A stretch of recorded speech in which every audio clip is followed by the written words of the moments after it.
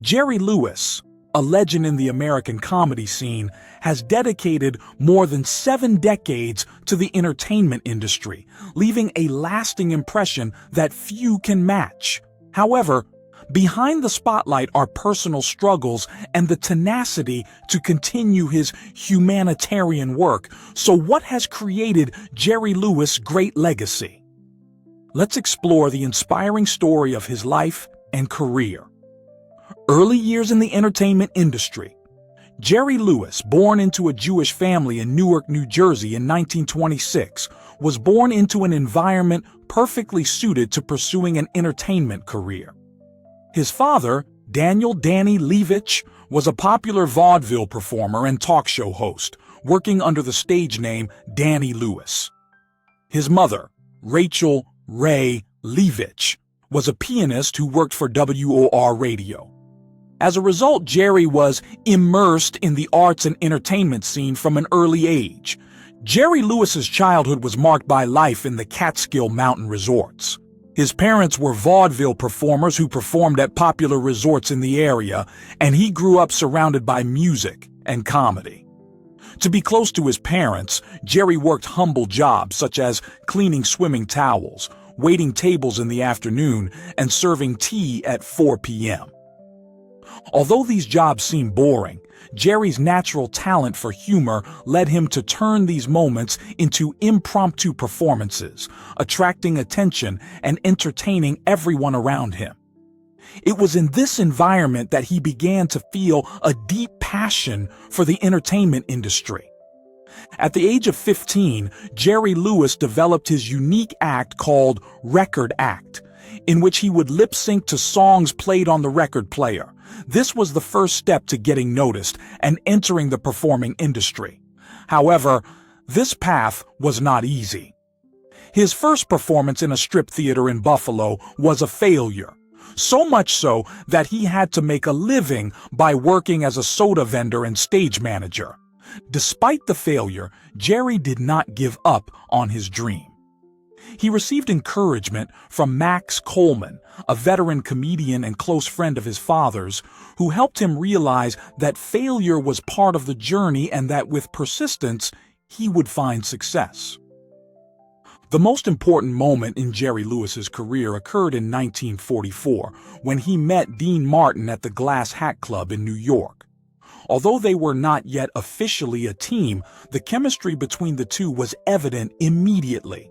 However, it was not until July 25, 1946, when they debuted at the 500 Club in Atlantic City, that their collaboration officially began. Their first performance together did not go smoothly. However, after only their second performance, Lewis and Martin found the perfect combination of an elegant balladeer, Martin, and a crazy comedian, Lewis.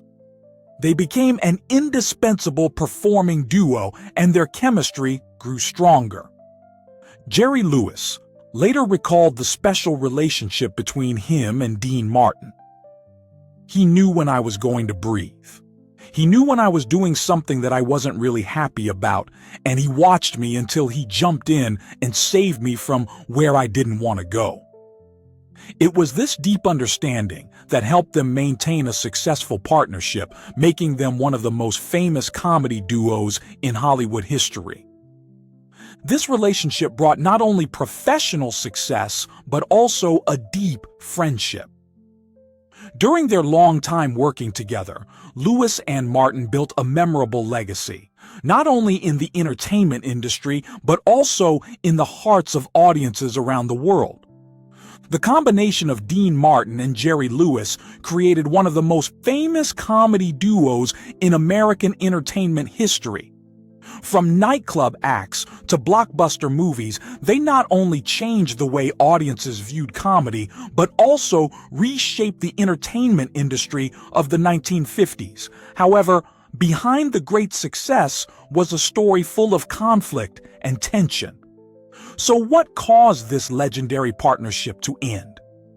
Let's explore the fascinating journey and the breaking points of Martin and Lewis's friendship. The Martin and Lewis era. One of the most renowned comic duos, Jerry Lewis and Dean Martin, ushered in a golden age of American comedy in the 1950s.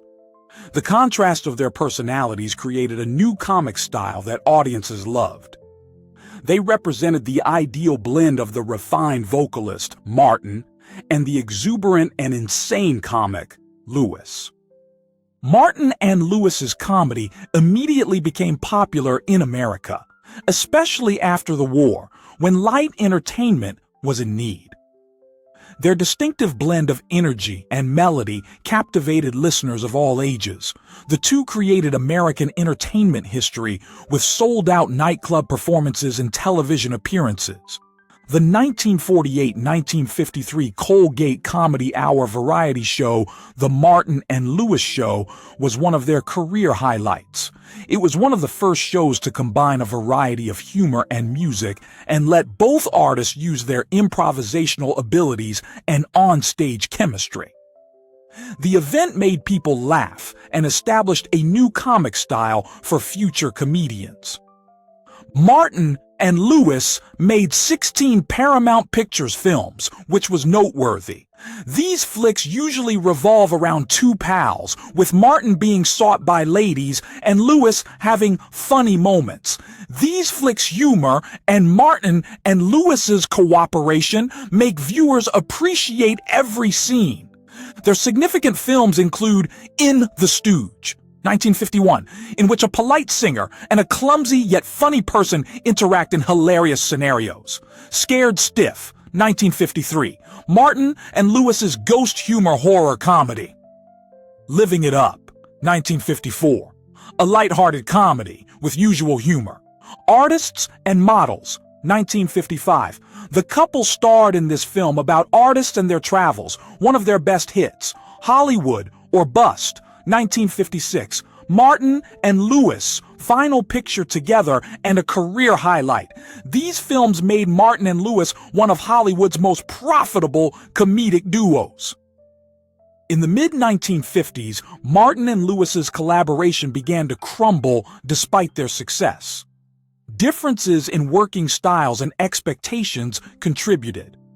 Marty was tired of the kind, true guy image in their films, while Lewis kept making insane jokes and farces. When cast as an extra in movies, Martin felt undervalued. When Martin and Lewis struggled to collaborate on their final picture, Hollywood or Bust, 1956, animosity peaked. Two had minimal off-camera interaction and were visibly hostile. The turning moment occurred when Martin was removed from a Look magazine cover shot, leaving Lewis. Martin was devastated, and their relationship deteriorated.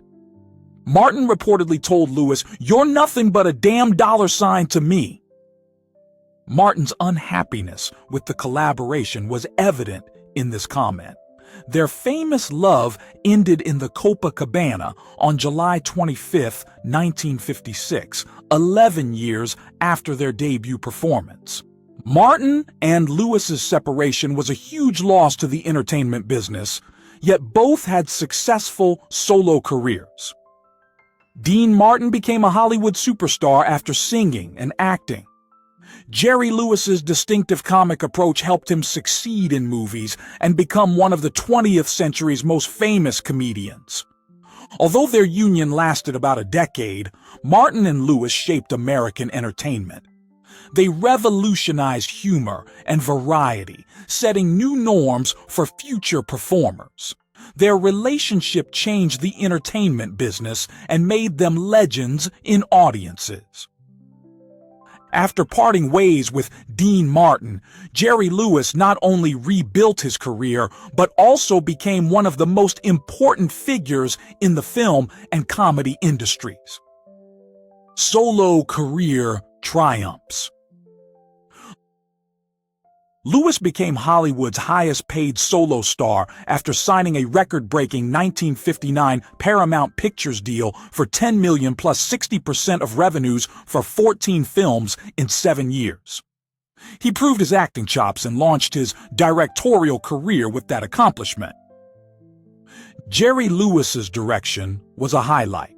He wrote, produced, and directed his first picture, The Bellboy, 1960, in 4 weeks while performing nightly at the Fontainebleau Hotel in Miami. Paramount was originally skeptical, assuming a silent picture would fail. The Bellboy returned 50 times its initial investment, a major film industry triumph at the time. Jerry Lewis directed several notable films after The Bellboy. His innovative films captivated viewers and made film history. The Ladies' Man, 1961. This comedy uses 2 studios and a groundbreaking 3-story set. Lewis's cinema inventions include designing and building such a spectacular facility. The Errand Boy, 1961. Lewis's visual comedy and cinematography continue to shine in this masterwork, possibly Jerry Lewis's best film, The Nutty Professor, 1963. This film showcases his acting and directing skills. Lewis plays Professor Julius Kelp, a socially awkward and weak individual who becomes Buddy Love, a confident and charismatic person in The Nutty Professor, a classic film. The film's popularity made Jerry Lewis a celebrity. Lewis's filming technique changed drastically with The King of Comedy, 1983. The picture was lauded for its psychological depth, enhancing Lewis's concept of social humor. Technology in filmmaking was one of Jerry Lewis's greatest accomplishments. To accommodate the tight shooting schedule of The Bellboy, he created a method that allowed the director to analyze video immediately after filming. This breakthrough has become common equipment on current film sets in change filmmaking. Lewis spent $900,000 on a lavish set with a cutting-edge sound and lighting system for The Ladies' Man to ensure every picture was perfect. This painstaking attention to technical detail garnered him an Academy of Motion Picture Arts and Sciences distinction, turning Lewis from a famous comic to a pioneering and significant director. Jerry Lewis's directing skills were disregarded by American reviewers, but French filmgoers acknowledged them.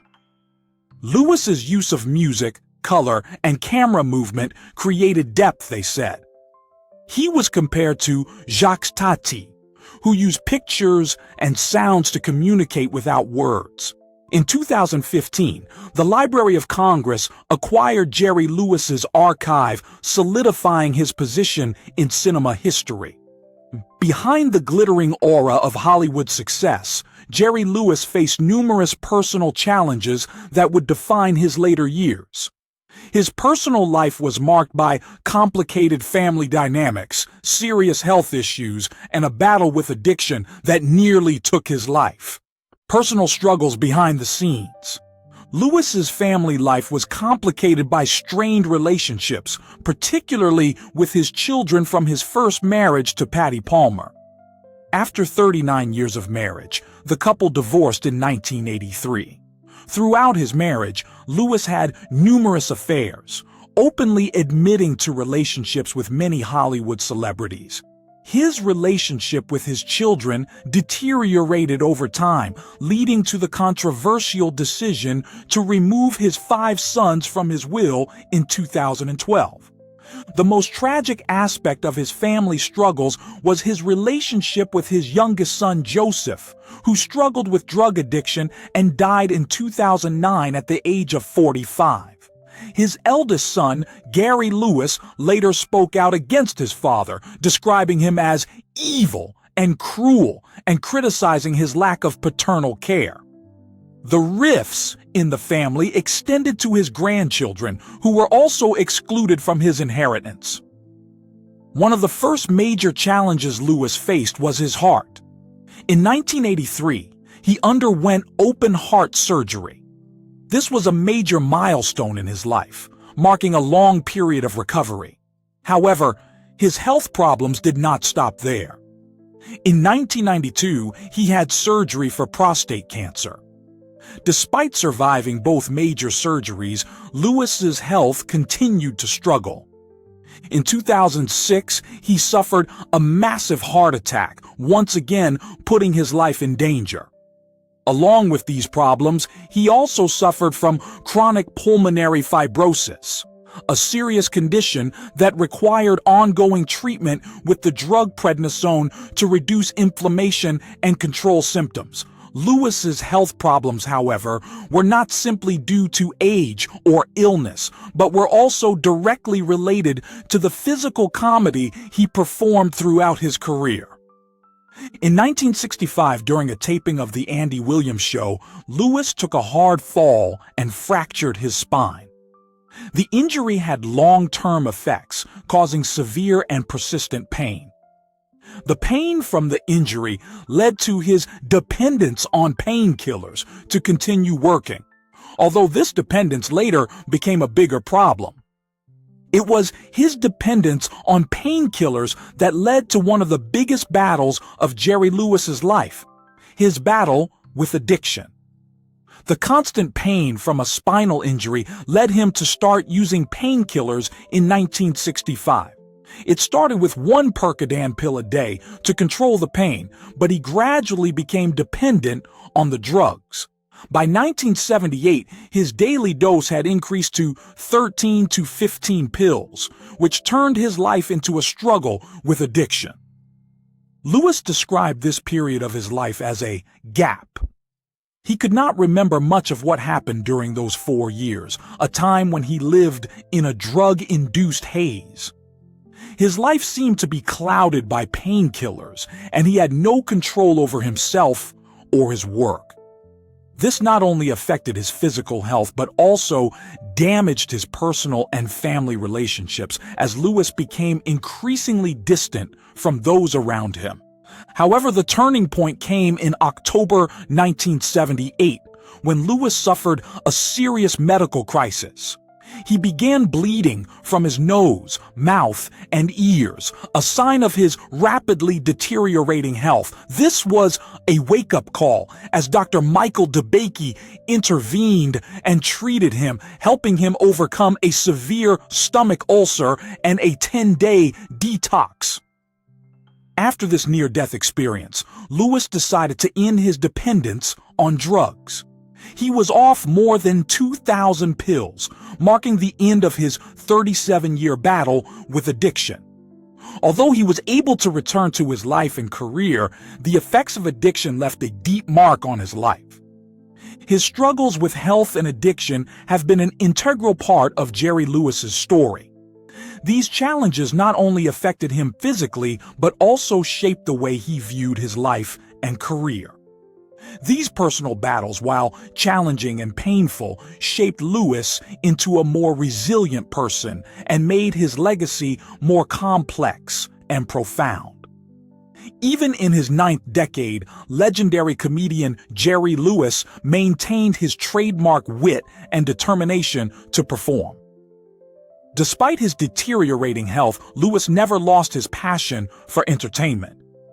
He continued to work well into his 90s, demonstrating his tenacity and fighting spirit in every situation.